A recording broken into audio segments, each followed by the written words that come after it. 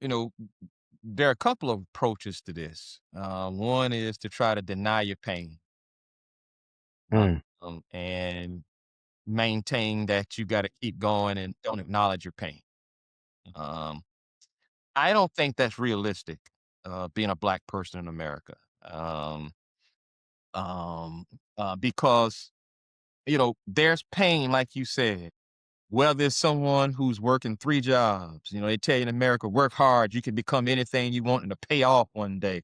Well, a lot of black folk work three jobs until they're 65 years old and don't even have any retirement. That's pain. And that's they right. work those three jobs so that they could stay in the projects and have food most of the time. Not all of the time, even. Maybe even have the lights cut off a few times, you know? Yes. And Yeah. rural areas don't even have the internet. So, yeah, that's pain. Then you got a pain like a Derek Bell in that room saying, "Hey, it doesn't strike y'all as strange that I am the only one in here that looks like me?" And then have to hear their rejoinders. These so-called progressive whites saying, in essence, you should just be happy to be here, Negro, All right. and stop advocating for someone else. That's pain.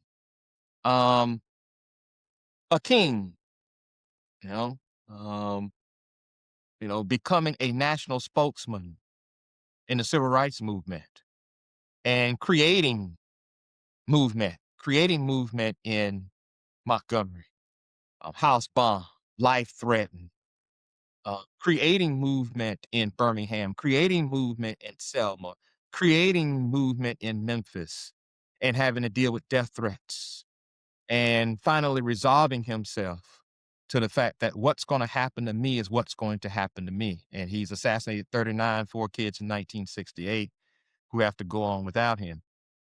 So that it's hard to find a space for a black person in America, particularly for us as black men.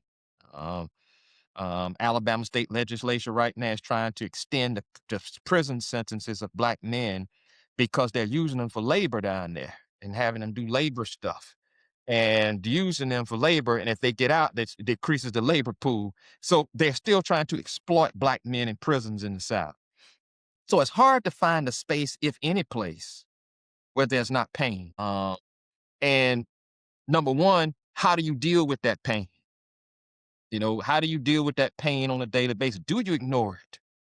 Or do you take it on headstrong, not in an arrogant way, but in a self evident way? It is that way that I think is the best way. I think you have to take the pain on. And one of the ways that helps is to know your history. If you know your history, then it helps with you dealing with the pain as you take it on, because now you realize that you're a part of a lineage where in previous generations, you have to deal with the pain. King even talked about having to walk to school when he was in grade school and seeing black people hanging from a tree because they Mm, lynched the night before. That's pain.